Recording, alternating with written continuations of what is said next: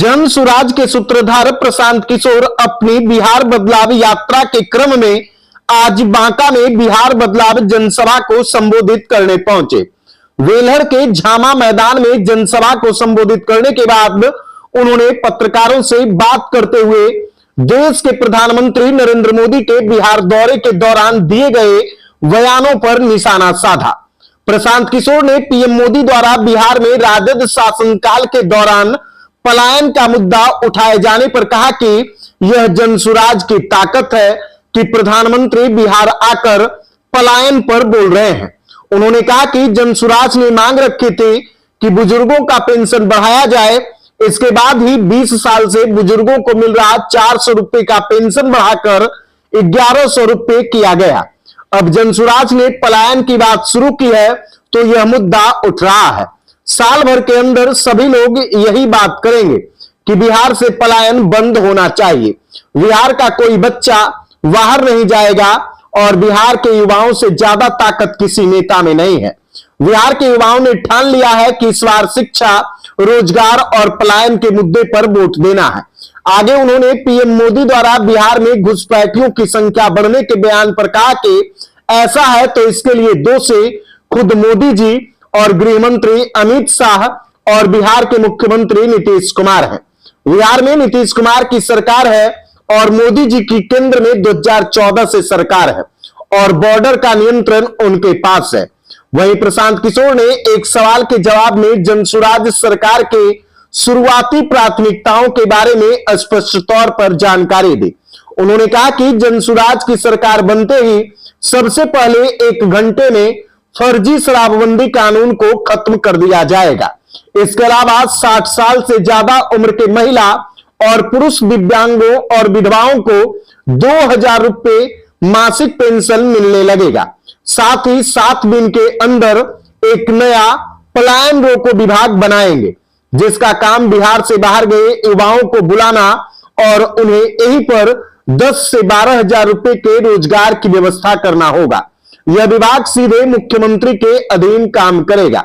उन्होंने कहा कि जनसुराज सरकार बनने पर चौथा बड़ा काम गरीब परिवार के बच्चों की शिक्षा के लिए होगा और उन्हें कहा जाएगा कि नजदीक के अच्छे प्राइवेट स्कूल में अपने बच्चे का एडमिशन कराएं जिसका खर्च सरकार देगी। देखिए क्या कुछ बांका में प्रशांत किशोर कह रहे हैं, वह आप खुद सुनिए। ये दिखाता है कि जनसुराज की ताकत कितनी है। जनसुराज ने आवाज उठाया कि वृद्धों का पेंशन बढ़ाओ, तो 20 बरस से जो पेंशन 400 रुपया पे फंसा हुआ था वो आज 1100 हो गया। आज जब हम लोगों ने पलायन का बात शुरू किया है, आप लिख के रखिए, साल भर के अंदर सारे लोग सिर्फ और सिर्फ एक ही बात करेंगे कि बिहार से बिहार के बच्चों का, युवाओं का पलायन बंद होना चाहिए।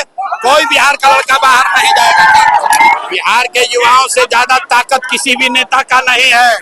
बिहार के युवाओं ने ठान लिया है इस बार सिर्फ और सिर्फ वोट बेरोजगार के लिए चाहिए, पलायन बंद होने के लिए चाहिए, पढ़ाई के लिए चाहिए और हम लोग को कुछ नहीं सुनना है। अगर मोदी जी कह रहे हैं कि घुसपैठिया है तो 14 बरस से देश में शासन कौन चला रहा है? बॉर्डर का नियंत्रण किसके पास है? होम मिनिस्टर अमित शाह है कि नहीं है? बिहार में सरकार किसका है? तो अगर घुसपैठिया आया है तो इसका दोषी कौन है? इसका दोषी मोदी जी है, अमित शाह है, भाजपा और नीतीश कुमार है। बांका के लिए कुछ करे न करे, पूरे बिहार के लिए 1 घंटा के अंदर सबसे पहले ये फर्जी शराबबंदी का कानून हटा देंगे। दूसरा काम सभी 60 बरस से ज्यादा उम्र के महिला पुरुष को, दिव्यांगों को, विधवाओं को 2000 रुपया पेंशन मिलने लगेगा